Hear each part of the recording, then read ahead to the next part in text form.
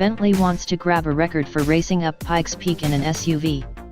The vehicle will be a Bentayga SUV packing 600 HP and 664 lb-ft of torque. The beastly SUV will be piloted by celebrated racing driver Rhys Millen. Bentley expects to grab a production SUV class record, and the Bentayga has been built and prepared by Bentley Motorsport. The SUV uses the same W12 engine as the stock car but has a full roll cage, onboard fire suppression system, racing seats, and harnesses inside. The tires will be supplied by Pirelli and the vehicle will use a custom exhaust. Most of the Bentayga is stock with air suspension, 4AT active anti-roll control, and other touches. The Bentayga is painted in radium satin paint with black chrome brightware and a full carbon fiber body kit. The vehicle is in high-speed testing now.